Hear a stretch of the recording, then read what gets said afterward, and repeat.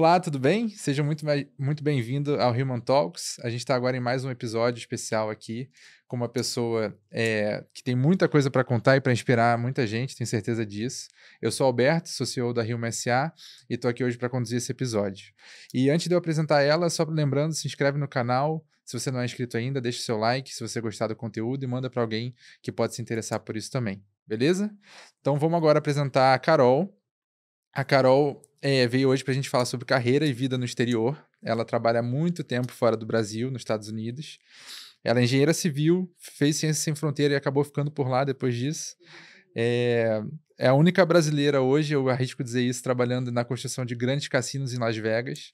Hoje ela é líder de projeto de engenharia civil lá. Então tem uma história muito incrível na engenharia civil e, ao mesmo tempo, tem uma história inspiradora para muitas mulheres que querem alcançar a liderança de empresas, a liderança de pessoas. E a gente vai conversar um pouquinho sobre isso. Ela é casada com Preston, ela é mãe do Dex e da Nala, fez mestrado também nos Estados Unidos, então já concluiu seu MBA. E tenho certeza que vai ser um papo muito enriquecedor. Então, Carol, obrigado por ter vindo, seja bem-vinda. Obrigada pelo convite. Nossa, que apresentação.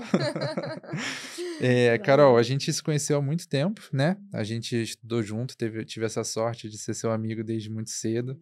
É óbvio que a vida, né? A gente sabe que quando você vai fazendo faculdade, depois trabalhando, vai levando, e muitas vezes você não consegue ficar tanto tempo com as pessoas que você gostaria de estar, né? Mas a gente conseguiu se atualizar um pouquinho, né, da vida um do outro. Eu estou muito feliz mesmo de te receber. Obrigada. E eu queria começar contando um pouquinho de como que você parou nos Estados Unidos, né? Que é raro a gente ver latino-americano criando uma carreira desde o zero lá fora, né? Como que foi esse caminho para você? Como é que você parou nos Estados Unidos? Como que você está hoje lá? Onde é que você mora? Conta um pouquinho pra gente. Então, quando a gente se conheceu, né, no Santo Inácio, a gente estava no ensino médio. Sim. E quando eu me formei, meu pai trabalhava na Petrobras e ele foi transferido para o Maranhão para construir uma refinaria lá em São Luís. E eu queria muito ficar no Rio de Janeiro, porque, né, tava todos os nossos amigos ficando aqui. Eu cheguei a passar para engenharia civil na UFRJ, então, tipo, eu queria muito ficar, né, porque era o Uhum. curso para se fazer. E aí eu fui pro Maranhão com a minha família para estudar na Estadual do Maranhão. E eu fiquei tipo, pai, como assim? Você vai me tirar da Federal do Rio? Tem gente vindo de lá para estudar no Rio, eu vou de lá. Não, eu vou do Rio para Vai fazer estudar o caminho lá, o inverso, caminho né? exato. Mas eu acho que assim foi a melhor coisa que aconteceu para nossa família. A gente se aproximou muito, né? Porque tava só nós quatro lá. E de lá eu fiz Ciências Sem Fronteiras e na Northern Arizona University em Flagstaff, no Arizona. E no final do Ciências Sem Fronteiras, você tinha a opção de ou fazer um projeto de pesquisa numa universidade, ou você podia aplicar para um estágio. E na universidade onde eu estava, toda semana eles tinham uma construtora ou uma subcontratada, alguém que prestava serviços na indústria da construção, e eles vinham e faziam esses seminários semanais Ah, com os estudantes que lá tem um curso de gerenciamento de obra, né? Gerenciamento da construção, Construction Management. uhum. E como aqui no Brasil a engenharia civil que eu estava estudando era muito focada em design, né? Design estrutural, design civil, essas coisas. Mas eu sempre tive um pezinho de querer ir para a obra e trabalhar na obra em projeto mesmo. Tá. E aí eu fiz mais matérias desse curso de Construction Management, que aí eu aprendi orçamento de obra, aprendi scheduling, né, de obra, aprendi também Cronograma. cronograma, aprendi a modelagem 3D, usando computadores na obra, que foi a minha paixão de primeira, eu fiz até minha tese Uhum. de faculdade sobre isso. E aí eu consegui um estágio com uma empresa, que foi a única Ah, empresa de todas as empresas que foram lá visitar, eles foram os únicos que entrevistaram estudantes internacionais e estavam caramba. dispostos a patrocinar vistos para você vir trabalhar nos Estados Unidos. O O que Ciência Sem Fronteira você, no total, ficou quanto tempo lá? eu fiquei 2 semestres, Tá. né? Então 1 ano no total. E aí eu consegui o estágio com essa empresa nesse departamento de tecnologia que antigamente se chamava BIM, Building Information Modeling, então modelagem da informação dos prédios, né, da Uhum. construção. Hoje em dia já se transformou para Virtual Design and Construction, então design e construção virtual. Tá. E tem crescido, assim, é uma área que está em muito crescimento nos Estados Unidos. E aí começou uma história de amor entre eu e a empresa, assim. Eles são uma construtora, né? Uhum. Trabalham majoritariamente na área de cassinos, hotéis, centros de convenções, shoppings, obras grandes comerciais, né? A gente se Ah, especializa ali na faixa dos 100 milhões a 500 milhões de dólares, são a faixa de valor, assim, dos nossos projetos. Aí eu voltei para o Brasil, terminei minha faculdade. Nisso, meu pai tinha sido transferido de volta para o Rio. Então, eu gosto de coisa dizer que eu boa. tenho diploma quase em 3 faculdades, né? Aham. Estadual do Maranhão, Northern Arizona University, e aí eu transferi para Veiga de Almeida, aqui no Rio, Uhum. e foi onde eu me formei. Assim que eu me formei, aquela empresa que eu estagiei me trouxe de volta para trabalhar full time com eles como engenheira de Mas projeto. quando você voltou ao Brasil, você já tinha uma intenção de retorno, não Já, é? já. Então, muito legal que no final do meu estágio com a empresa lá nos Estados Unidos, eu voltei para um segundo estágio com eles em 2016. E aí eles Aham. sabiam que eu tinha que passar 2 anos no Brasil, que era um requerimento, um Pré-requisito, né? pré-requisito do visto de Ciência Sem Fronteiras, é que você voltasse e passasse 2 anos no Brasil. E eu voltei, trabalhei, estagiei no Brasil, tudo mais. E aí mas no final desse estágio, Uhum. eles me deram uma carta, uma oferta de trabalho com a data de início de 2018, que eu me formava em Uhum. 2017. E aí Legal. eu mantive contato com eles até me ajudaram com a minha tese, né, da faculdade, com o fim do curso e tudo. E aí sempre mantive contato e eles aplicaram para o meu visto e eu fui para lá em abril de 2018, com uma mala e muitos sonhos. Que legal. E nesse começo, assim, você falou que chegou a trabalhar um pouco aqui também na Sim. área. Uhum. Eh, Teve alguma diferença que mais chamou a atenção entre o que você tinha vivido lá como estagiário e o que você tinha visto aqui no Brasil, na engenharia Sim, civil? sim. Eu acho que o que mais me chamou a atenção de diferença foi o nível de documentação. Nos Estados Unidos, eles são muito preocupados em tudo ser documentado, assim. Não tem nada que você pega o telefone, por exemplo, se tem uma informação faltando numa planta, né? Você não sabe qual é a cor daquela parede, por exemplo. Aqui no Brasil, a gente pegava o telefone, ligava para o arquiteto, ou ligava para o design de interiores, né? O designer de interiores, e perguntava, o cara falava, é branco. Uhum. Tem alguma cor específica? Cor, souvenir, não sei o quê, tá bom, a gente pintava, né. Uhum. E, assim, na fé. Lá não, lá tem o processo de RFI, que é Request for Information, aí você tem que botar no formulário, aí você envia, eles têm 5 dias para responder, aí só quando você recebe uma resposta formal que você pode ir lá e mandar os caras pintarem a parede. Antes disso, porque eles fazem de tudo para evitar riscos, né, que Uhum. caiam na construtora. Se fosse talvez uma coisa residencial, às vezes uma coisa menor, tudo bem, mas, por exemplo, quando você está trabalhando, você está renovando uma torre de hotel de 700 quartos. Uhum. Você errar a cor da tinta de Sim. certos 700 quartos, né? Tem que ser uma coisa muito confirmada, assim. Então, essa questão do risco lá nos Estados Unidos, eles fazem de tudo realmente para evitar ou mitigar os riscos. Entendi, Uhum. legal. E aí, antes da gente entrar na parte em si do dia a dia formada, né, como Uhum. engenheira e tudo mais, Uhum.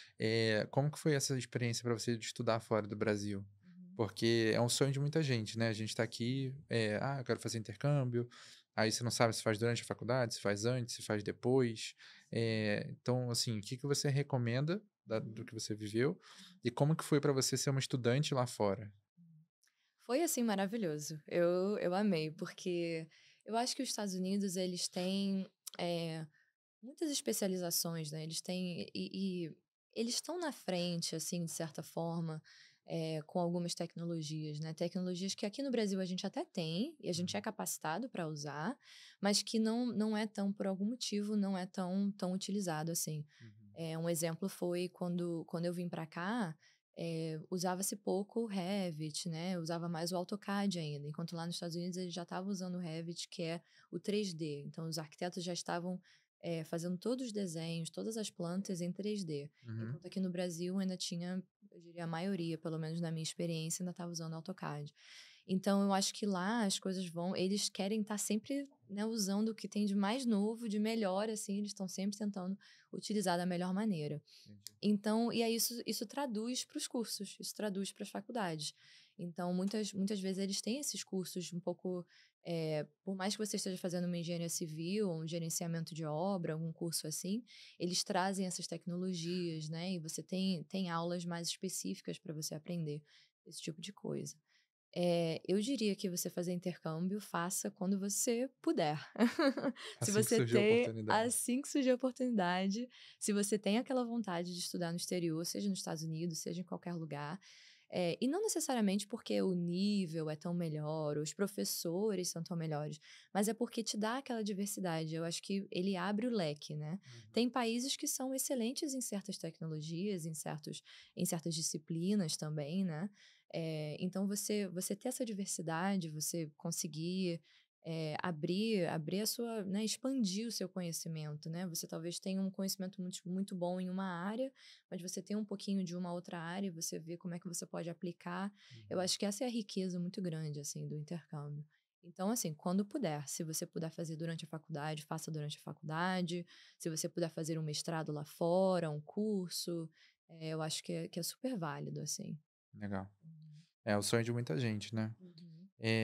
E aí, bom, você conseguiu não só fazer esse período de estudar fora, como Uhum. também voltar para patrocinado, entre aspas, né, o visto para te Isso, levar de volta isso. e você começar uma carreira lá, né?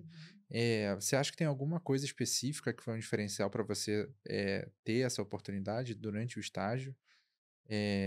Porque as pessoas muitas vezes focam muito no nome do curso, ou no nome da faculdade, e acabam negligenciando competências humanas e competências de Sim, soft skills, enfim, que você precisa para se diferenciar no dia a dia do trabalho, né? uhum, Então, eu imagino que você tenha se destacado naquele momento uhum, para a empresa querer te trazer de volta. sim. O que que você acha que foi assim uma coisa que chamou a atenção deles? Essa tá na ponta da língua. É? Proatividade. Na atividade. Proatividade, é. Porque realmente quando eu cheguei, quando eu comecei a trabalhar em obra lá, eu não sabia nem todas as palavras, Alberto. Tipo, tinha coisa que as pessoas falavam assim, the spark is gonna come. Eu falei, spark? O que que é isso? O eletricista. Ah, tá, o eletricista, viu? Tipo, tinha coisa que eu nem entendia de obra. Uhum. Então, que eu tava em reunião às vezes que eu saía da reunião sem saber, porque eu não tinha um vocabulário técnico em inglês, assim. Ainda tenho técnico, e aí tem a gíria, né? Que Uhum. todo mundo, E toda gíria de obra, obra ainda, gíria né. de obra em inglês. Então, assim, com certeza não foi o meu conhecimento técnico com 21 anos de idade que fez diferença. Uhum. Mas eu já fui, né, ao longo dos anos em que eu cresci, assim, a habilidade que sempre me destacou muito no ambiente de trabalho foi a proatividade. O que é a proatividade, assim, né? Você está numa reunião, digamos. Você não é a pessoa que tá correndo a reunião, não tem uma TV ali, mas as pessoas não estão usando muito. Aí tá o seu chefe, digamos, né, o seu gerente, conversando com o cliente. Aí o cliente faz uma pergunta para o seu chefe. Ele pergunta: é, onde é que você viu que essa parede é de concreto ao invés de ser de tijolo, por exemplo? Aí o seu chefe fala: tem numa planta lá. Aí eu, opa, peraí, eles estão falando de uma planta. Dá para eu pegar essa planta, botar ela aqui na tela, e aí fica mais fácil a discussão deles. Ninguém me pediu para fazer isso. Uhum. Mas essa proatividade, eu ia lá, pegava meu laptop e tal, tá aqui, ó. E ter o conhecimento também, né? Porque o Uhum. cara falava, pô, eu sei de qual detalhe ele tá falando, porque eu já li as plantas da obra, eu já estudei as plantas da obra, eu já tenho uma ideia ali de onde achar esse detalhe que ele tá falando, que mostra que aquela parede é de concreto e não de Uhum. tijolo. Então, esse conhecimento, né, você ter essa proatividade de ler o projeto, né, entender as plantas do projeto, entender as especificações do projeto. E aí você tá numa reunião, tá no momento, e você vai lá, pega o seu, sem ninguém te pedir, você vai lá, pega seu laptop, tá aqui seu cliente, né? Porque geralmente tem essas discussões, né? Uhum. Tá aqui. E aí você já mostra que você tá apoiando o seu gerente, né, naquele momento. Uhum. Então, isso foi, assim, a qualidade número um que me disseram que eu tinha em termos de diferencial, né? Porque muita gente chega ali, Legal. tá ali na reunião sentada, fica ali olhando e tal. Tem gente que dorme até em reunião, né? Sim.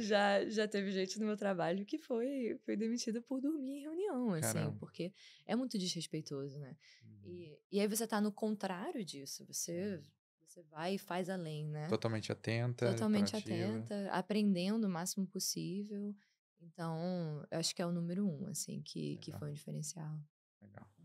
Bom, e aí a gente falou na introdução que você trabalha construindo cassinos em Las Vegas, né? Exatamente. Completamente único, Aham. assim, da muito difícil você encontrar alguém que trabalha, muito menos uma brasileira, mulher, Uhum, latino-americana como um todo, uhum, trabalhando lá nesse meio, uhum. desde o início da sua carreira, né? Isso. A gente chegou a conversar um pouquinho que é um ambiente machista, é um ambiente desafiador no seu dia a dia, assim, de várias formas, não só do ponto de vista da complexidade técnica do projeto, né? É. Uhum. Como que é trabalhar num cassino? Como que é construir um cassino? Uhum. Que você falaria para quem quer um dia, eventualmente, ir trabalhar construindo cassinos em Las Vegas? Como é que é essa vida? É impressionante, assim, porque você nunca constrói a mesma coisa, é a sensação que eu tenho construindo cassinos, assim. Porque eu já construí, por exemplo, a primeira obra que eu fiz quando eu me mudei full time pra lá era a expansão de um cassino, Aham. mas tinha um pouco de área de jogo, mas também estava construindo um cinema dentro do cassino, um buffet dentro do cassino, os banheiros, né? Então Uhum. você tá sempre fazendo uma coisa, tipo, tá, é cassino, mas você tem várias coisas assim que entram nisso, né? Sim. Tem gente que entra, por exemplo, quando eu tava aqui no Brasil, eu tava construindo residencial.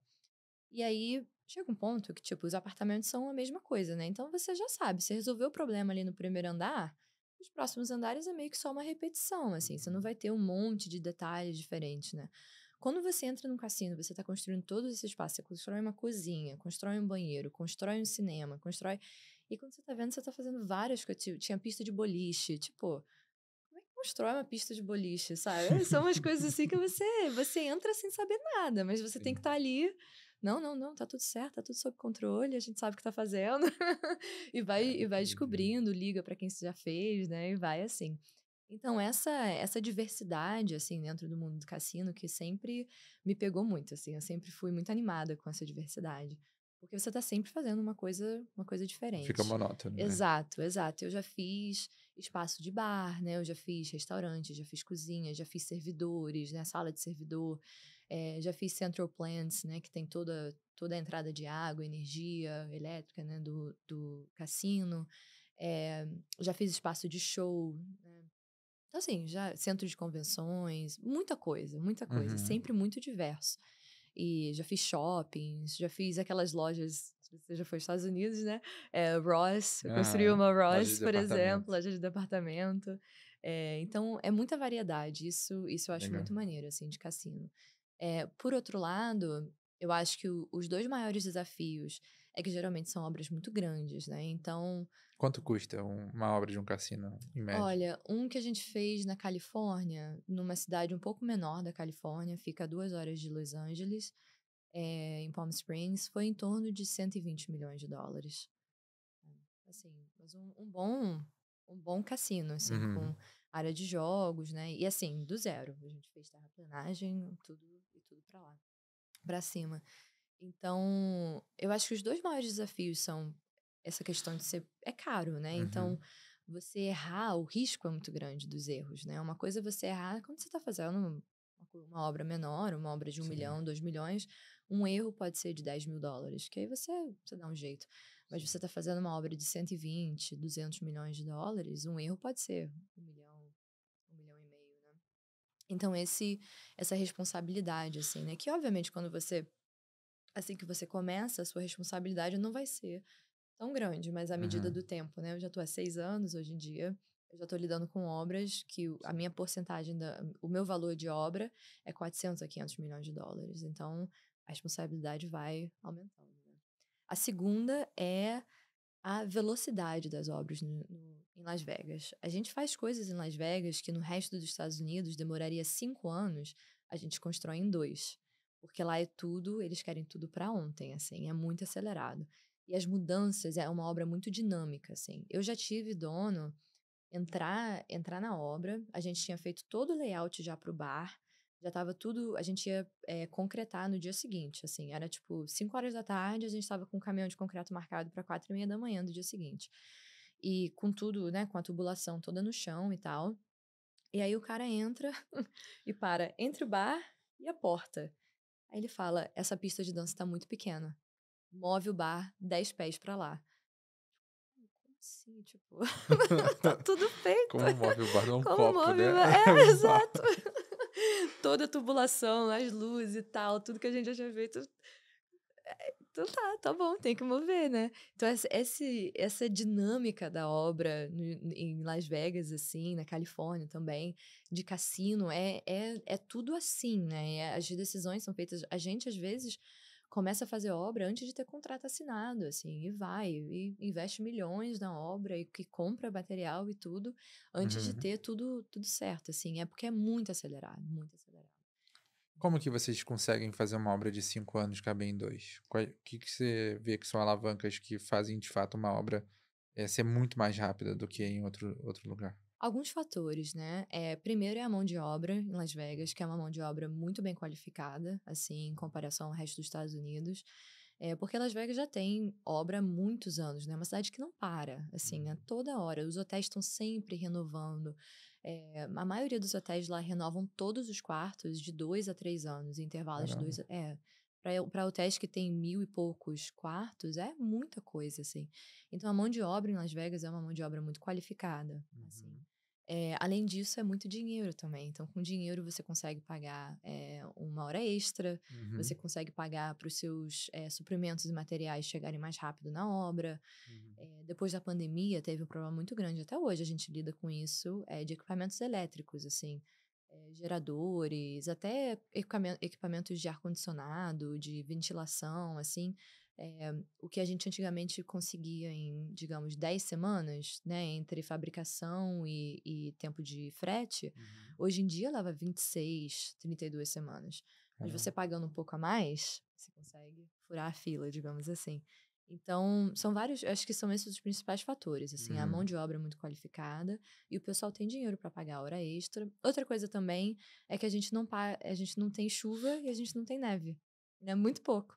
Então, enquanto outras cidades dos Estados Unidos, por exemplo, se Sim. você for construir no norte dos Estados Unidos, você para porque tem uma nevasca vindo, né? E aí não tem como construir. Ou então você pode construir, a gente fez em um projeto que a gente fez no norte da Califórnia, a gente fez uma tenda, assim, ao redor da obra, chegou a certo ponto que a gente construiu, e a gente conseguiu construir pelo inverno, que foi inclusive um dos invernos mais brabos, assim, nos Estados Unidos, muito engraçado. Ainda bem que vocês fizeram E a mas a proteção. gente aham, mas a gente foi e continuou. Mas muitas obras não têm o dinheiro para Uhum. conseguir fazer uma tenda, porque para construir a tenda tem que pagar, né. Sim. Então, isso é uma vantagem, assim, de Las Vegas, a gente é um deserto, né, no máximo venta, Uhum. mas aí venta, você segura tudo, né, tem que Uhum. segurar e é isso. Então acho que são esses alguns dos fatores que a gente vai mais rápido, assim. Entendi. Uhum. E durante esses 6 anos, você teve outras referências mulheres na sua carreira lá dentro da empresa ou em empresas que você trabalhava? Ou realmente, assim, é mais raro de ver, como é aqui no Brasil? Como que é? É raro, É raro? assim, você vê porque eu sou da área de operações, né. Você vê hoje em dia muitas mulheres no nível executivo, mas na área de RH ou na área de contabilidade, que é excelente, assim, já é um passo enorme para mulheres. Uhum. Mas você vê pouquíssimas mulheres na área de operações, né, chegando no nível executivo. Algumas empresas maiores, multinacionais, como a Acom, que está no mundo inteiro, já tem mulheres no nível executivo, né, diretoras, presidentes, vice-presidentes, alguma coisa assim, que subiram pela operações e chegaram nesse nível. Mas, assim, no ambiente onde eu tô, no oeste dos Estados Unidos, é mais raro, assim, essas empresas, mais locais, né, digamos assim, Entendi. é um pouco mais raro. Mas eu tive sim, algumas mulheres que foram referência, por exemplo, a minha primeira chefe, quando eu entrei como engenheira de projeto, ela era engenheira sênior, é uma pessoa extraordinária no que ela faz, extraordinária mesmo. Hoje em dia ela trabalha para um dos grandes donos de cassino de Las Vegas, como gerente de projetos para eles, assim. E ela é demais. Mas é um pouco mais raro. E acontece também eh, que existe uma certa competição entre as mulheres também É. dentro.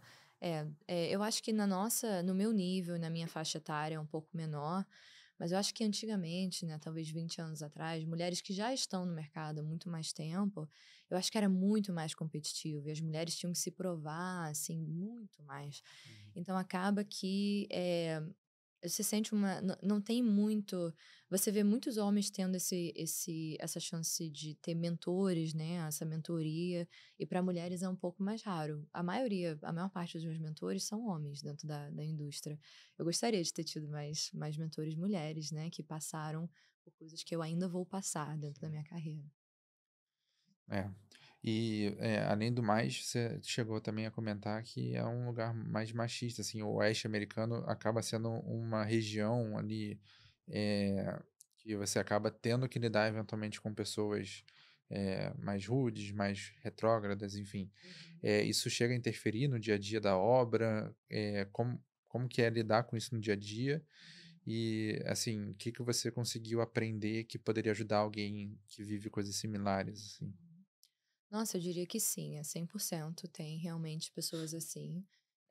Felizmente, eu nunca lidei com pessoas assim dentro da minha empresa, mas a gente tem interface com muitos subcontratados, com os clientes também, né? Porque o cliente, ele dá a obra pra gente, né? A gente é a construtora, mas ele geralmente contrata também um gerente de obra que está ali supervisionando o nosso trabalho, né? E o cliente, ele também contrata o arquiteto e o engenheiro. No caso da minha empresa, a gente não contrata o arquiteto e o engenheiro. É raro a gente fazer assim. Então tem esse outro lado que a gente tem que ter muita interface, né, para resolver os problemas da obra, fazer decisões de design, decisões de custo e tudo mais. E aí acaba que, né, você vê de tudo. Tem pessoas de tudo quanto é atitude, né, dentro do trabalho, enfim. E o que acontece com isso é que, às vezes, dependendo da liderança que você tem dentro da sua equipe, tem líderes que são um pouco mais, digamos assim, averso a conflito, né. Então eles acabam deixando que a outra Tolerando pessoa mais. tolerando coisas que, no caso eu, como gerente, hoje em dia, já não tolero, ou pelo menos tento no máximo proteger o meu time, né, e conversar com eles de que: "Olha, isso", eu tento explicar ao máximo de: "Olha, isso é um problema pessoal da pessoa, né, desse cliente ou dessa pessoa que a gente está lidando, não Uhum. levem para o pessoal de vocês, vocês estão fazendo um ótimo trabalho", tentando manter, né, o espírito de equipe, assim.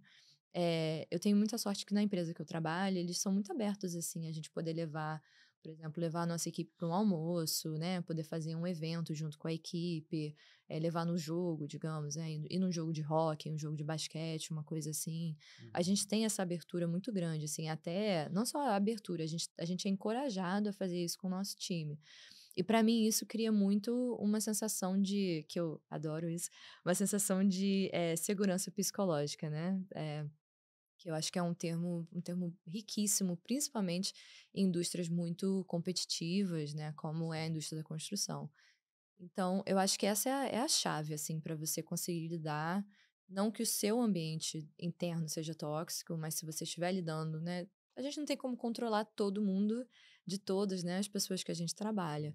Então, quando você encontra com pessoas que têm esse nível, uma atitude diferente, né, em relação ao trabalho, você tentar lembrar a sua equipe de que: "Olha, essa pessoa trabalha assim, a gente tem que ter interface com ela, eu não tenho controle sobre aquela pessoa, mas aqui dentro a gente trabalha ainda com respeito, né, com gentileza, com educação". Não foi assim durante toda a minha carreira, né, como engenheira sênior, quando eu não estava em cargo de liderança ainda, mas eu acho que a gente aprende, né, a gente aprende do bom e a gente aprende dos não tão bons assim também. E aí a gente vai montando. Eu acho que é importante a gente ter os exemplos também do que não fazer, para a gente ir montando o nosso próprio estilo de liderança, né. Uhum. E, isso é uma coisa muito legal que você falou, você teve uma carreira, no operacional dia a dia como engenheira, Uhum. e hoje você já está como gestora, né. Sim. Como que foi essa transição para você? Porque não, para muitas pessoas não é trivial, né. Aham. Então, como que foi para você se preparar para esse momento e, ao mesmo tempo, o que que você viu de diferença do que você passou a ser requisitada como profissional, Uhum. da sua rotina de engenheira para sua, rotina de líder? Sim. Eu diria que foi um pouco gradual, assim, a minha mudança, a minha promoção, porque como engenheira sênior, eu já era porque você sendo engenheiro sênior numa obra, você é a pessoa que mais sabe da obra, assim, porque o seu gerente, ele tem o lado financeiro. Então, ele tem que Uhum. estar ali no lado financeiro, ele negocia, ele contrata, né, e tudo mais. Como engenheiro sênior, você está ali no dia a dia da obra e as coisas param em você. Quando você tiver um problema, aí que você leva para o seu gerente. É muito raro um gerente estar envolvido em todos os detalhes, em todas as disciplinas da obra, mas o engenheiro sênior, ele já tem essa meio que esse macro, essa visão macro da obra. Uhum. E ele é responsável, de certa maneira, a checar que os outros engenheiros de projetos, estagiários e todo mundo esteja dentro do calendário, né, do cronograma da obra, que esteja dentro do orçamento. Então, já tem um pulo muito grande de responsabilidade entre o engenheiro de projetos e o engenheiro sênior. E aí, o maior pulo mesmo entre o engenheiro sênior e o gerente de projetos é essa parte da negociação, do contrato, né? Aí que você realmente entra e começa a ser responsável por essas coisas. Então, Tá. foi gradual em termos de responsabilidade de liderança. Então, quando eu cheguei, quando eu fui promovida ano passado, né, em janeiro de 23, quando eu fui promovida para gerente de projetos, eu já tinha essa experiência com lidar com pessoas e gerir pessoas de uma maneira não oficial, digamos Tá. assim, porque a gente não é chamado um cargo de liderança, mas dessa maneira de já ter a visão macro da obra, né? Uhum. Eu acho que a maior diferença mesmo, assim, entre sênior e gerente, para mim, no mínimo, foram os soft skills, as habilidades pessoais, na hora de negociar e na hora de contratar, né, alguém. Você negociar mudanças contratuais, você negociar alguma coisa, né, que saiu do orçamento, alguma coisa assim. Isso que foi, para mim, a parte mais difícil mesmo, né? Foi um aprendizado que eu já fazia. Você faz um pouco como engenheiro sênior, mas a pessoa sempre, né, a subcontratada, o cliente sempre vai reverter ao seu gerente, e o seu gerente é o que tem o Pra controle tomar a decisão financeiro. final, né? Exatamente. Então, é diferente, né? É uma coisa você saber do financeiro, você entender o orçamento, entender o contrato e tudo mais. Uhum. Outra coisa é você realmente ter a palavra final. Sim. É, cada vez mais no mundo que a gente tem hoje, tanta coisa disponível do ponto de vista de tecnologia, essas habilidades humanas que acabam diferindo a gente, né, Tudo no diferente. dia a dia. A gente acredita muito nisso aqui. Uhum. Eh, bom, e aí a gente falou já da sua vivência como gestora, da sua vivência como engenheira, Uhum. e eu queria saber um pouquinho da sua, vida pessoal, assim, também, né, porque uma imigrante em outro país, tendo que fazer amizades, tendo que fazer, conhecer pessoas novas o tempo todo, sem sua família perto. Como Uhum. foi para você criar laços, né? Como que você, hoje lida na sua rotina com seu marido, que também trabalha? Como que você concilia tudo isso Uhum. de vida pessoal e vida profissional na sua rotina hoje? Eu diria que dando o meu melhor, né. É, 100% conciliado, acho muito difícil, difícil, né? é. Mas eu diria que, a parte da imigração, eu acho que aqui no Brasil a gente às vezes acha que: "Nossa, imigrou para os Estados Unidos é tudo de bom, deve estar, assim, vivendo", e é difícil, assim, não tem almoço grátis, né. E você tá longe. Eu sempre fui muito apegada com a minha família, né, eu me sinto muito privilegiada de vir da família onde eu vim. Meus pais sempre foram uma rede de apoio absurda, assim, para mim, de todos os sentidos, emocional, financeiro, enfim, graças a Deus não dependi mais deles desde que eu mudei para os Estados Unidos, consegui minha independência financeira. Mas, assim, eu sei que qualquer dia, se um dia alguma coisa acontecer, Você tem um né, porto eles vão. seguro, Eu né? tenho, sempre. Eh, e aí conheci o meu marido em 2020, eu estava lá há 2 anos, e foi uma loucura, porque quando eu conheci o meu marido, eu estava fazendo meu mestrado, meu MBA full time, porque eu precisava fazer full time para continuar com o visto, continuar trabalhando. Estava trabalhando full time, foi quando a gente construiu o cassino em 11 meses, de terraplanagem para entregar as chaves para o cliente, foram 11 Caramba. meses. Foi muito rápido, assim. E então tinha muita coisa acontecendo e meu visto de trabalho ainda não tinha saído, não tinha sido aprovado. Então eu estava num turbilhão de emoções, assim, que foi muito forte. E eu fiquei 8 meses sem trabalhar nos Estados Unidos por causa desse gap no visto. Foi na época do Covid também, né, da pandemia. Então foi muita coisa acontecendo ao mesmo tempo. É uma loucura, a gente realmente não tem nenhuma sensação de certeza, né? Você saber que amanhã você vai trabalhar e seu salário vai estar lá. Não tive Uhum. isso por alguns meses, né? Usei muito da reserva que eu já tinha feito financeira para continuar lá. Uhum. E sem poder vir ao Brasil, porque o visto que eu tinha na época, por causa da pandemia, os Estados Unidos não tava. Você podia sair dos Estados Unidos, mas você não podia retornar aos Estados Unidos. Então, e aí daria como abandonado o meu processo de visto de trabalho, que já tinha sido iniciado. Então foi Não podia ir muito. embora. Não podia ir embora, mas tinha que ficar lá. Assim, foi Caramba. muito forte, assim. E eu me mudei logo antes da pandemia, então eu conhecia muita pouca gente, tinha muitos os colegas de trabalho mesmo, viraram a minha família, assim. Eu lembro de ter que ir para o hospital e uma amiga de trabalho me levou no hospital, assim, porque não tinha família, não tinha, né, não tinha amigos próximos na cidade. Uhum. Então é uma vida que você vai assim do jeito que dá e vai, né, fazendo sua vida aos poucos. Uhum. Quando eu cheguei nos Estados Unidos, por exemplo, tive muito privilégio, meus pais conseguiram me dar um carro, mas quando eu cheguei, paguei o depósito do apartamento, paguei o primeiro mês de apartamento, comprei, tipo, cama, colchão, jogo de panela, toalha, essas coisas assim. Uhum. Eu tinha $500 na minha conta, tipo, meu Deus do céu, se alguma coisa acontece, o carro não pode quebrar, tipo, Aham. nada pode acontecer, né?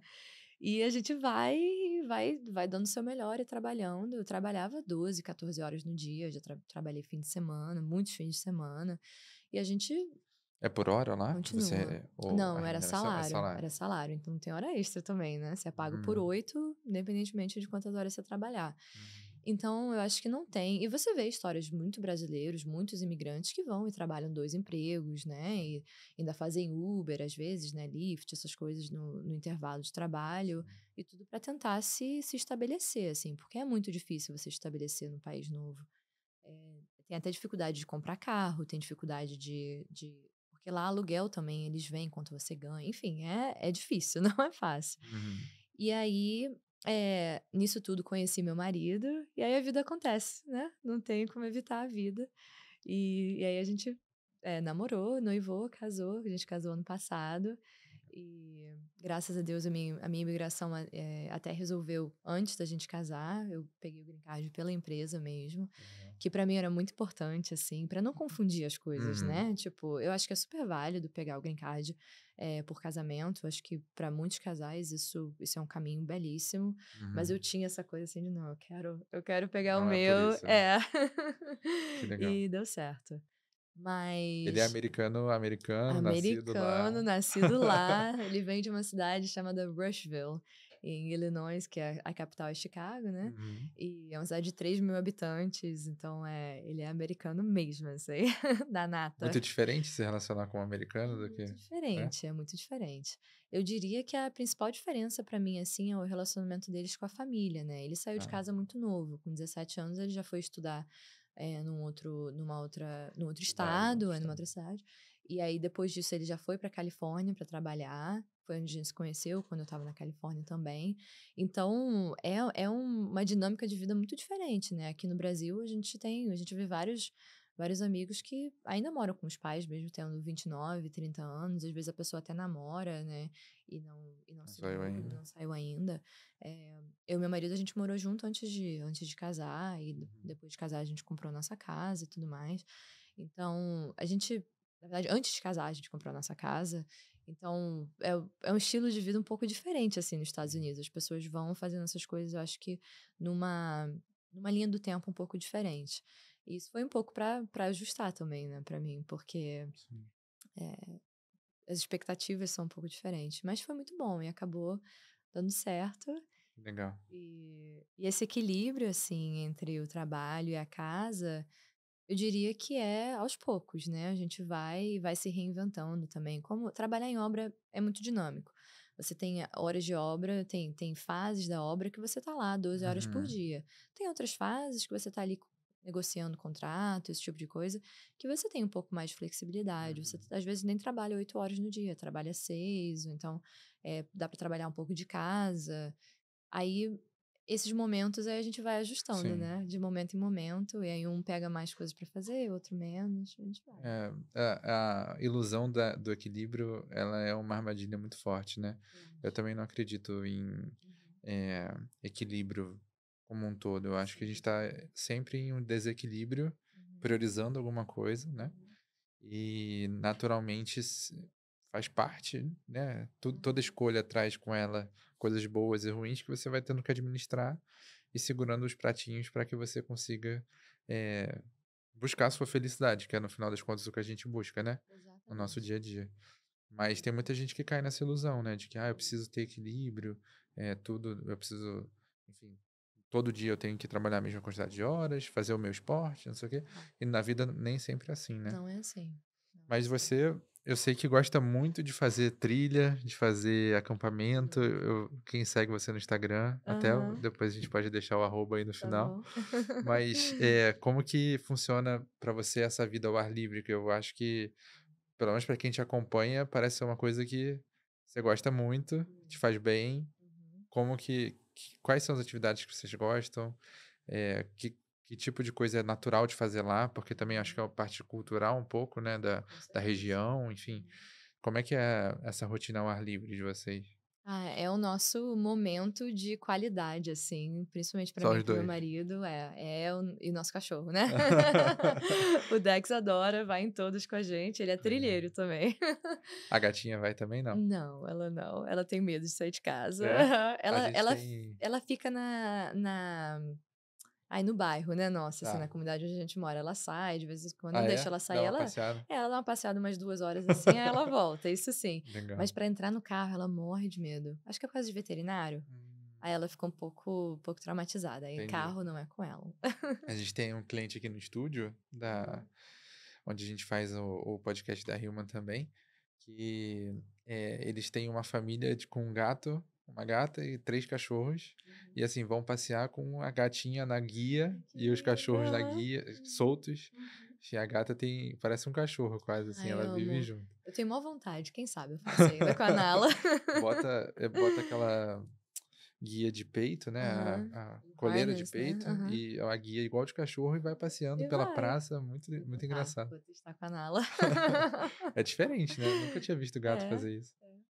é, é mesmo. Mas aí o Dex ele vai com vocês, e Ele aí vai com vocês a dormem, gente. vocês fazem, normalmente é mais trilha ou não, lá é mais como um trailer, tipo pegar o carro e ir dormir, A como gente que faz é os 2, a gente os faz 2? de tudo, é. A gente, começou muito fazendo trilha só de alguns dias, né, tanto eu quanto ele, acho que a nossa vida toda.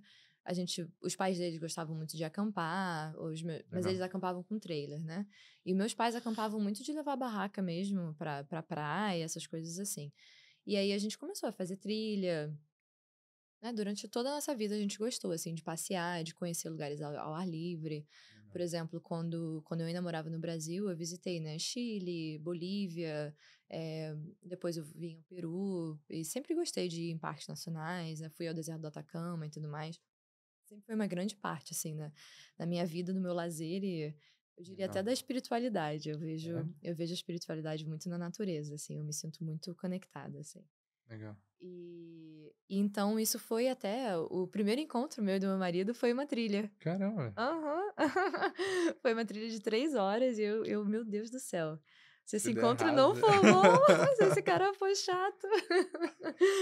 cara, Mas ainda bem, corajosa. deu tudo certo, a gente pareceu que foi, tipo, meia hora, assim, a gente voltou, tipo: "Foi isso? Acabou?", né, Vamos não voltar, deu vamos fazer vontade de novo. não deu vontade de separar, assim. Então, inclusive a gente voltou e casou no pé das montanhas Essa de onde trilha. a gente fez essa trilha. Que Não legal. exatamente, mas pertinho, assim. Então, é uma parte muito grande, assim, do nosso relacionamento e é onde a gente desestressa, assim. Tem até dias, tipo e a gente vai do nada também. Você acha que a gente é super planejado, assim? Uhum. Da sexta-feira à tarde, sei Vamos, lá, vamos. 2 horas. "Ai, amor, tô a fim de botar uma mochila nas costas e ir. Pra onde você quer ir?" "Ai, não sei, tô a fim de ir num lago, tô a fim de ir no deserto mesmo, tô a fim de chegar num rio." A gente: "Tá bom, vamos embora."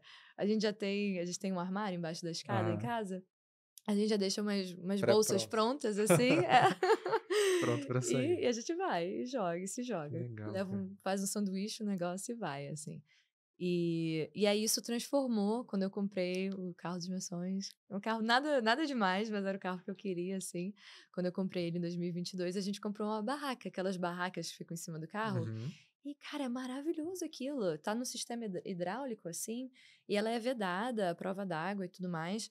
E aí você só desfaz os clipes, assim, do lado, dá um empurrãozinho e e Tá vira uma pronto. casinha ali, tá pronto. É Vocês maravilhoso, dormem em assim. cima do carro. Dorme em cima do carro. Tem uma escadinha, aí pra dar o cachorro, que é muito engraçado, meu marido pega o cachorro, vai, empurra lá em cima, eu vou pegando, é muito engraçado. Ele dorme dentro da barraca com Dorme dentro você. da barraca com a gente. É maravilhoso, assim. E a gente já dormiu de calor até, assim, na neve, de acordar com neve em cima da barraca, Caramba, neve no carro. É legal. impressionante. É muito que a gente Já passou esquia algum também. perrengue?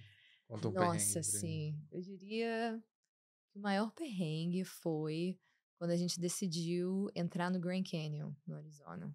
Aquela ali foi pesada. O que aconteceu? Fazia porque foram 3 dias, né, então você tem que entrar, né, com um mochilão e você entra com toda a sua comida, toda a sua água, até você chegar lá embaixo, porque é no deserto, né, e aí só quando você chega lá no rio ou em algum riachozinho, se você der sorte de ter um riachozinho, aí dá para você pegar a água e filtrar. Mas se não, pode ser que você só ache água no segundo dia. E aí, meu amigo, você entra com muito peso. E eu não sou muito grande assim, né? Eu peso 56. E eu entrei com, tipo, 22 quilos, uma coisa assim. Quando a gente pesou a Caramba, mochila com a água e tudo. Tipo, é muito. Pra na época, proporcionalmente é muita coisa. proporcionalmente foi muito peso. E aí eu, ai meu Deus, como é que. E aí a gente vai descer. E foi, tipo, descida no primeiro dia. Descida mesmo. Porque, né, o canyon, assim, o rio no Uhum. fundo. E você só vai, tipo, na fé, assim. E eu tava me sentindo, não, tô bem, meu joelho e tal, tudo bem, não vou usar, não usei aqueles, Aham, o pole, né, de aquela bengalinha assim, aham. né, não usei pra descer. Eu falei, não, tô bem, descida, não. Meu amigo, chegou num ponto, faltava ainda umas 2 milhas, assim, a gente fez, foram 16 milhas no total. Mas de descida e subida, assim, não foi 16 milhas, lá, no plano, Uhum. não, era descendo e subindo. Faltava umas 2 milhas ainda pra chegar no acampamento. E, cara, o meu joelho, assim, o corpo todo, as costas, tudo doía. Eu sentei e comecei a chorar. E chorei, chorei. Oh, meu Deus, o que que eu vou fazer? Como é que eu vou chegar no acampamento? E meu marido, não, amor, tá tudo bem. Eu, não, eu vou voltar, não tem como. Voltar Ele, é pior. "Né, voltar é pior, você vai ter que subir." Eu falei, mas eu não aguento mais descer. E pra cá, vocês foram até o final? Durou Fomos quanto até o tempo? final, fomos. Foi mais 1 hora e meia por aí, talvez mais, talvez mais. E aí fica na.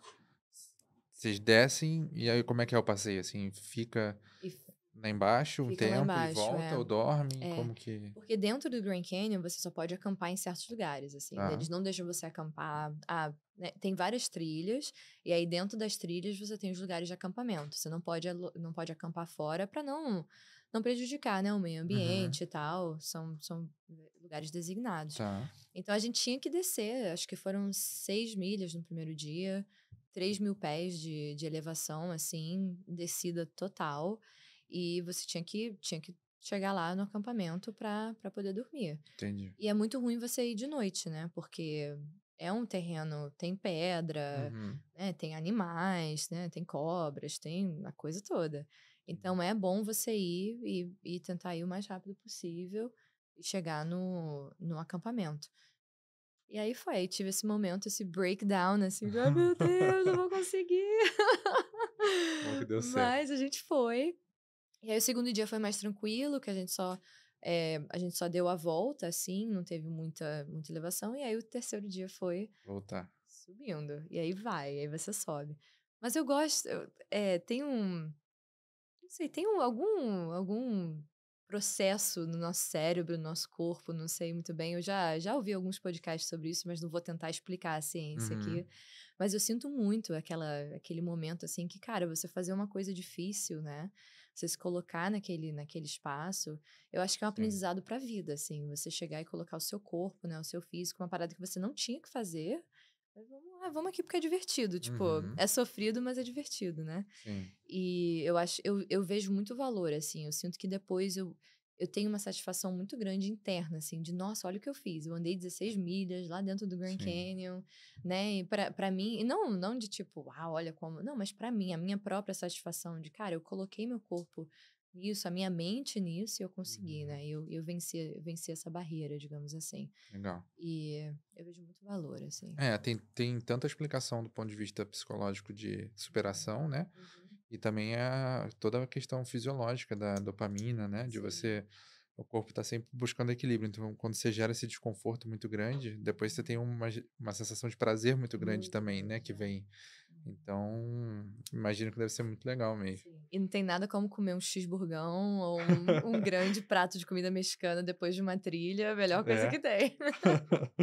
Mas você abordou um ponto que eu queria entrar um pouquinho mais com você, que você Uhum. falou dessa parte energética, né, como um Sim. todo, enfim. Uhum. Eu sei que teve um ponto na sua carreira que mudou muito de como você enxerga a vida, como você lida com a sua saúde, Uhum. enfim, que foi a descoberta de uma endometriose, né? Isso.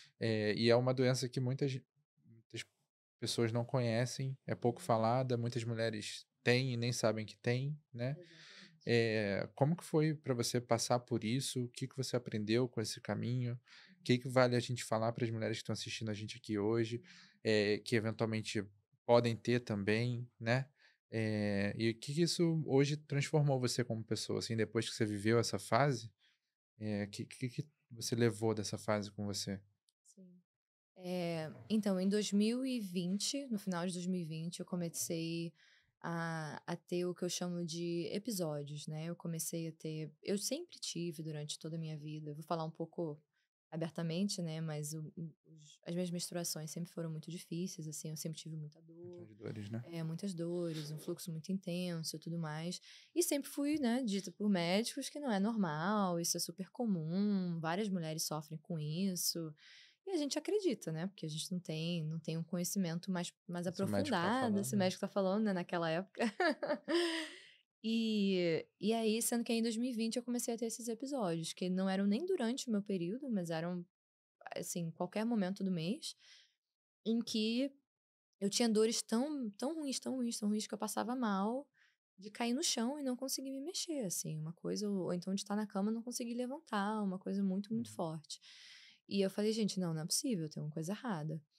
Não E pode ser normal, né? não pode ser normal isso, não tem como. O nosso corpo não foi feito para, né? Não é normal a gente sentir. Quando a gente tem febre, o nosso corpo tá tentando, né, lutar contra alguma coisa. Isso, meu corpo tá fazendo isso, tem alguma coisa errada. E aí eu comecei a pesquisar e fui em vários especialistas. Aí, como tinha a questão de passar mal, aí me mandaram para um gastro, né? Aí eu fiz endoscopia, né? E fiz exames e tal, mas nunca dava nada de errado. Meus exames de hormônio nunca tinha nada de errado. Uhum. Até que finalmente fui no médico e falou: ah, pode ser endometriose. Aí eu falei: tá bom, como é que eu sei, né? Se é ou não? Tem um diagnóstico, uma coisa? Tem que operar pra saber. Não é possível, não tem outra maneira de ver se tem. Aí falando, tem 2 médicos, um no Canadá e um aqui no Brasil, inclusive, que fazem ultrassom, que eles conseguem identificar se você tem endometriose ou não. Mas 100% mesmo do diagnóstico é só com a laparoscopia, que já é, né, cortando, operando e entrando com o robô e vendo o seu lado interno. Aí, quando chegou em 2022, chegou num ponto muito ruim, que tava, os sintomas pioraram muito, e aí finalmente eu topei fazer a laparoscopia. Quando eu fiz em 2022, já tinha um cisto no meu ovário esquerdo, que já tinha, e a endometriose já tinha dominado, assim, o lado Uhum. esquerdo do meu sistema reprodutor. E aí eu, inclusive, perdi o ovário e a trompa, e aí confirmaram o diagnóstico de endometriose. E aí que foi, tipo, ah, tá bom, tem endometriose, então, né, descobri o que que é, vamos tratar. Sim. Não tem tratamento. Eu, como assim? Não tem tratamento? Cada notícia, né? Essa Cada doença é cada notícia. notícia. Que você fica assim. Ah, você pode tomar pílula, que talvez ajude, mas talvez não ajude. Uhum. Eu, tá bom. E você pode continuar fazendo cirurgias. Porque ela provavelmente vai voltar e você provavelmente vai ter que fazer cirurgia de novo. Eu falei, gente, não é possível. Até para câncer tem tratamento. Como é que não tem nenhum tratamento, né? Eu falei, não, cara, tem alguma coisa. Aí eu entrei numa jornada, meu amigo, de tipo, cara, tem que ter alguma coisa que melhore essa doença. Uhum. E aí foram muita pesquisa, assim. Pesquisa, eu digo de pesquisa, eu tinha feito mestrado recentemente, né? comecei a fazer pesquisa de Científica estudos mesmo. mesmo, científica, de o que se tem, o que se fala sobre a endometriose, qual é a informação que está lá. Aí que eu descobri que a endometriose, em média, demora uma mulher que tem dores, que tem sintomas de endometriose, ela é, em média, diagnosticada depois de 10 anos. 10 anos. E geralmente elas passam por todas essas diferentes disciplinas médicas, assim. É uma doença que acontece em uma a cada 10 mulheres, então estima-se que 10% das mulheres tenham essa doença, que é um número muito alto. E estima-se também que várias mulheres que passam por infertilidade, um dos maiores problemas que são encontrados, né, quando a mulher começa a fazer os exames e tudo, é que ela tem endometriose. Então é uma doença muito prevalente assim nas mulheres, é um problema muito sério, mas não é muito falada. Os primeiros estudos assim sérios sobre a endometriose foram começados nos anos 90. E só agora, em 2000 acho que foi 2015 ou 16, não me cita nessa, mas é muito recentemente que lançaram o primeiro remédio específico para o tratamento da endometriose, muito recente, assim. Então é uma doença muito pouco pesquisada e conversada. Uhum.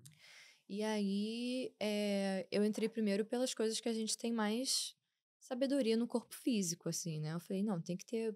Pode ser que uma alimentação diferenciada ajude, como a gente sabe hoje em dia, né? Que câncer, por exemplo, diminuir carboidrato pode ajudar. Enfim, outras doenças, né? Diabetes, né? Que dependendo do tipo de diabetes, você mudando a sua alimentação, você pode melhorar muito a sua qualidade de vida. Eu falei, talvez tenha alguma coisa aí. Comecei a brincar com a minha alimentação. Eu já me alimentava bem, mas a coisa que eu fiz que funcionou para mim, que pode ser diferente para outras mulheres, foi diminuir carboidrato e aumentar a proteína, gordura e fibra. Isso fez uma diferença já absurda, assim, muito, muito grande. E depois disso eu entrei nas terapias holísticas. E aí eu falei, cara, o que que ajuda? E existem estudos científicos de universidades americanas, universidades australianas, que mostram que a acupuntura ajuda muito com essas questões do sistema reprodutor, até mesmo ovários policísticos, outras doenças, por causa da movimentação sanguínea que a acupuntura encoraja, né, dentro do seu corpo. E aí eu entrei e comecei a fazer acupuntura. Uhum. E aí eu falei, o que que mais tem? Amei a Qual a próxima? acupuntura, qual é a próxima, né? E a medicina tradicional chinesa, ela já entra um pouco nesse campo da energia, né? Do Qi, né? Tem esse lado já. Não tá movendo só sangue, também tá movendo energia.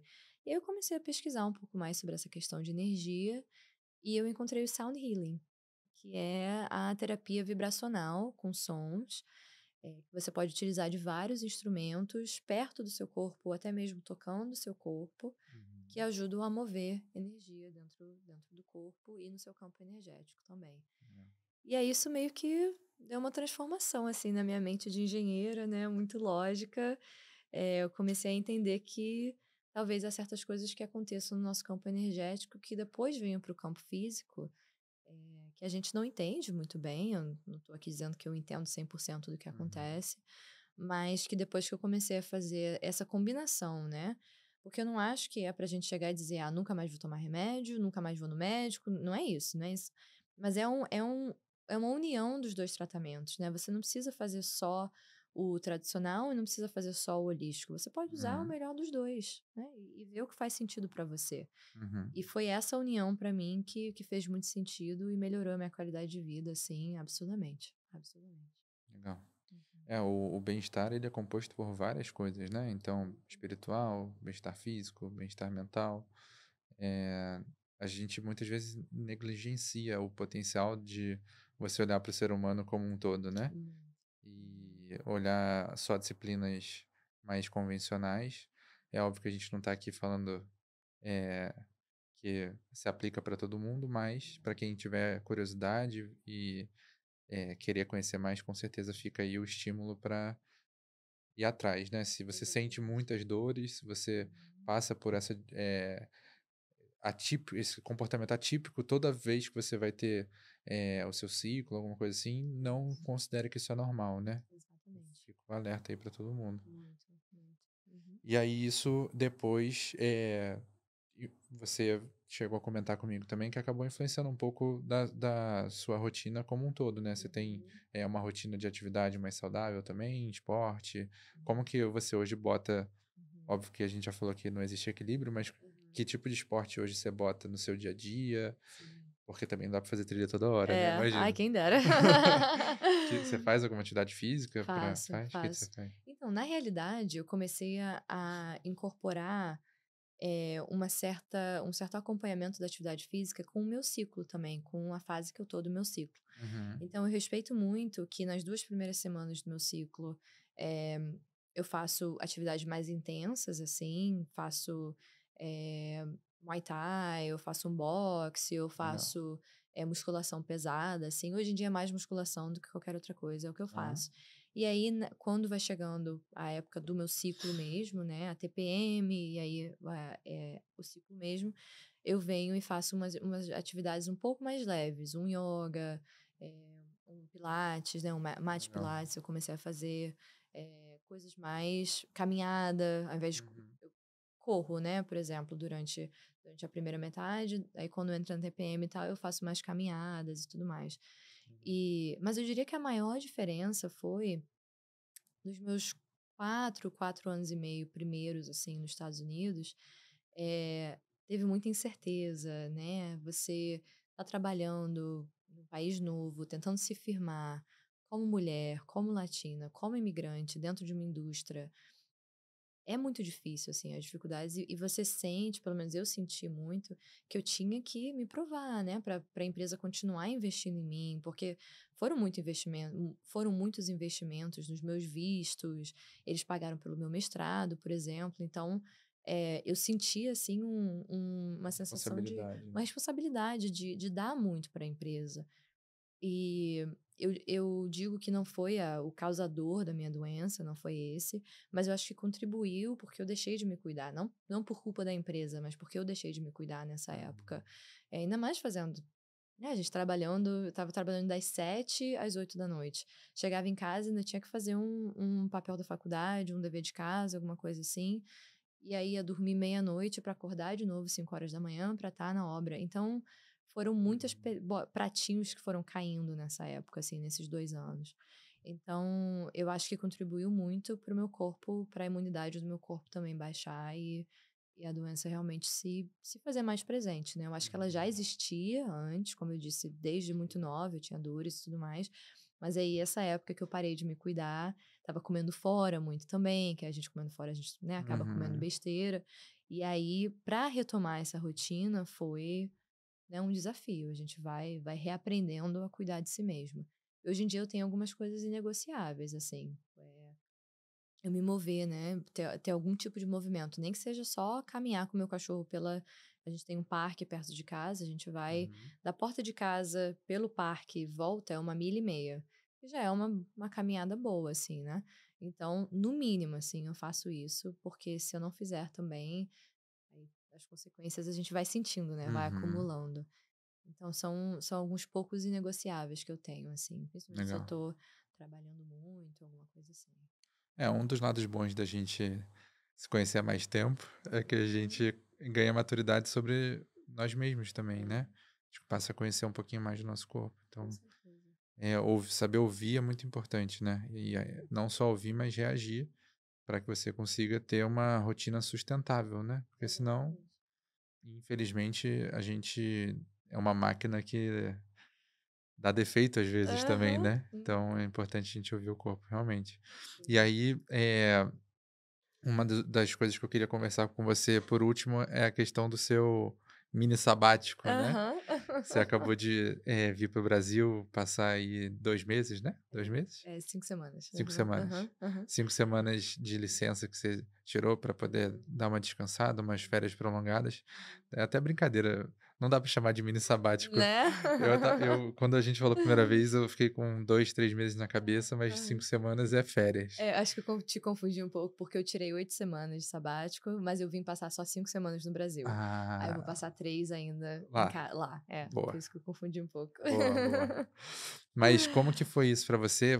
Como que você sentiu essa necessidade? Como que você negociou? Porque muitas vezes a gente sente a necessidade, e no nosso dia a dia a gente negocia um monte de coisa, Uhum. mas coisas importantes como essa, às vezes a gente se trava de conseguir negociar com o nosso líder, com a nossa empresa. Uhum. Então, como que foi para você esse processo de, olha, eu preciso de uma pausa, Uhum. eu vou negociar com a empresa essa pausa, Uhum.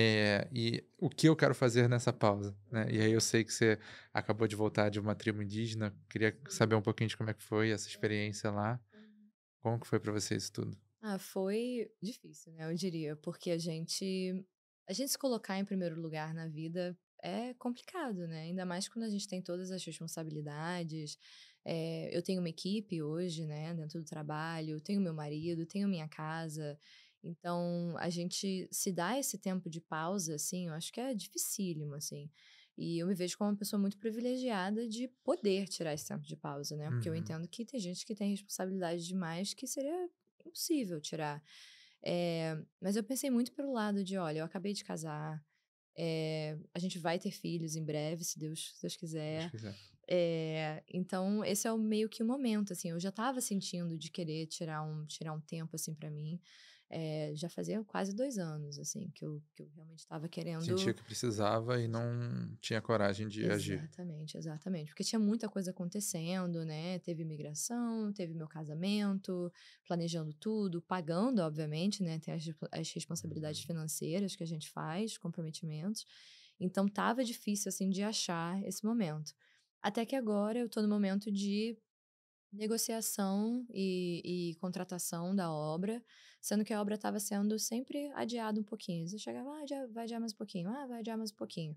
Aí chegou um ponto que eles adiaram até julho, o início da obra. Aí eu falei: "Cara, é É a agora, hora. é a hora, é a hora". E eu cheguei, sim, num ponto que eu estava me sentindo um pouco, estava pesando, assim, o trabalho, sabe. Em fevereiro eu pedi para minha empresa para mudar de departamento, porque eu gosto muito de ser gerente, eu gosto muito de ser gerente de projetos e tudo. Eu gosto muito de lidar com pessoas, de liderar pessoas, mas esse lado financeiro, ele não me motiva, assim, de ficar ali botando número em planilha e vendo se tá batendo com orçamento ou não.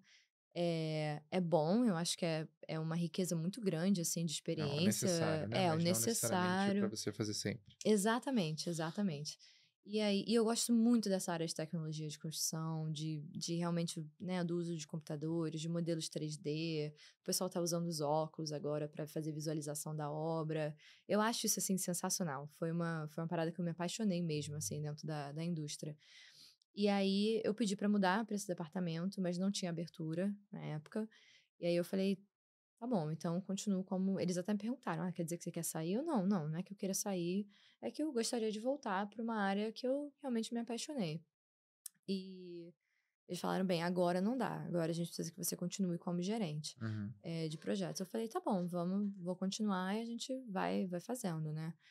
Até que chegou um ponto que eu falei: "Cara, mas eu tô indo pro trabalho, não tô, sabe, não tô motivada, assim". Eu sou uma pessoa, Bel, você me conhece há muitos anos, cara, pra mim é 880, assim, né, tipo, eu gosto de fazer as coisas bem feitas, dando o meu melhor, assim.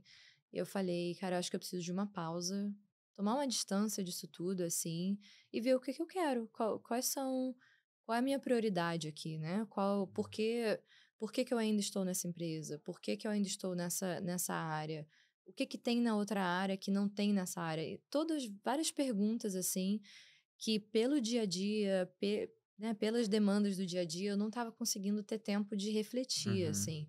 Apesar de eu escrever, apesar de eu, né, tentar me organizar o máximo possível, eu não estava conseguindo, assim. Uhum. E aí eu falei: "Não, eu vou pedir uma licença, vou tirar um tempo". Meu marido me apoiou nisso e falou: "Não, vai, tira um tempo para você". Ele sabia que eu já estava tendo, né, que eu já tinha pedido para mudar de área e tudo mais. Uhum. E aí, eles toparam me dar 8 semanas, foram 2 remuneradas, 6 não remuneradas. E aí eu conversei com meu marido, falei: "Ah, amor, eu acho que eu vou lá pro Brasil, vou dar uma reconectada, assim, sabe". Eu queria realmente, porque nesses 6 anos, o máximo de tempo que eu passei no Brasil foram 2 semanas. Eu vinha para passar 2 semanas e era sempre muito corrido, assim, né, tipo, era Natal e Ano Novo, aí tem um monte de gente para ver, um monte de coisa para fazer.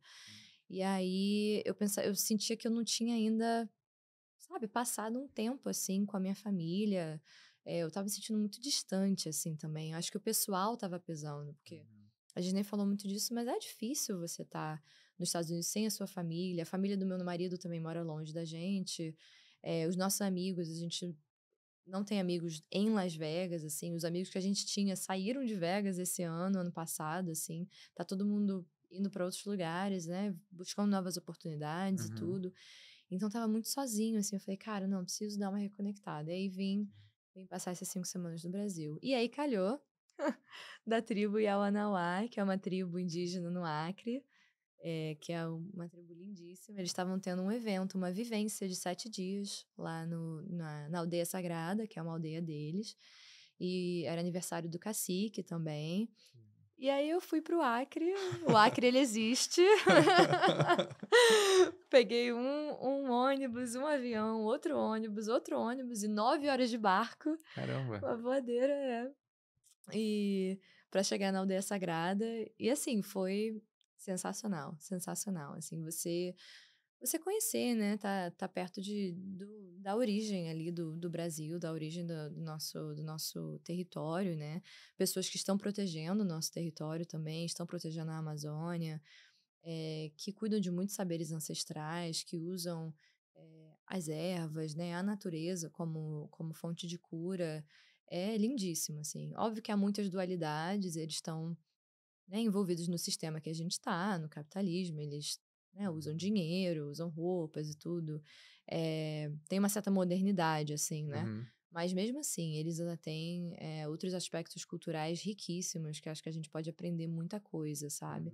Uhum. Muito fortes em comunidade, né? E essa, eles vivem em sincronia com a natureza de uma maneira muito bonita, assim. Então, e tinha gente do mundo todo. Éramos 30 e poucas pessoas e tinha 23 nacionalidades, assim.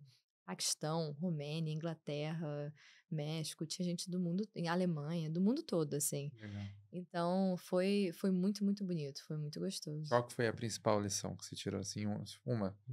Escolhendo uma, qual que seria a principal coisa que você leva dessa experiência? Eu acho que seria a beleza da existência humana, assim, do privilégio que é a gente ter uma experiência humana. Eu não sei exatamente quem nós somos, né, para onde a gente vai, de onde a gente veio, mas que é uma loucura a gente tá aqui nesse planeta Terra ali, flutuando no universo, né, como várias pessoas dizem, e a gente ter essa capacidade de emoções, de ciclos, de mudança, de De sonhar, de né? sonhos, de tudo, assim, de ter filhos, de ter famílias, de se mudar, de viver, de falar coisa, né, uma língua diferente, de comer uma comida diferente. A gente tem, assim, um leque muito grande de experiências, assim, é muito mágico isso. Tipo, sendo meio, né, jovem mística, assim, se você pensar numa árvore, aquela árvore ela vai ficar ali naquela terra a vida inteira dela. E é um ser vivo, né? Ela tem uma certa vida, uma certa consciência, se você quiser pensar dessa maneira. E a gente não, a gente é móvel, a gente pode fazer várias coisas ao longo da nossa vida. Sim. Pô, você fez, né? Começou engenharia, fez administração, empreende agora, tipo, eu nasci no Brasil, fui morar nos Estados Unidos, agora eu tô querendo trabalhar com várias coisas, tipo, é muito legal isso, é muito rico. Acho que às vezes a gente fica meio. A gente se pega nos momentos assim de, nossa, tá tão difícil, as coisas estão. Né, tá, cara, a gente sofre assim. E é lindo sofrer, até sofrer é bonito, sabe? Até a Faz parte do capacidade processo, faz né? parte, a capacidade que a gente tem de estar infeliz, que aí isso coloca a gente em movimento pra gente continuar, né, movendo e continuar encontrando a próxima coisa. Eu acho isso muito bonito, assim. Essa foi uma lição muito grande, assim. Não sei exatamente como eu cheguei nela. Acho Legal. que foi um pouco de observar, né, as diferenças entre eles e a gente, mas ao mesmo tempo tantas similaridades e ver que, cara, é muito bonito isso, é muito Uhum. legal. É.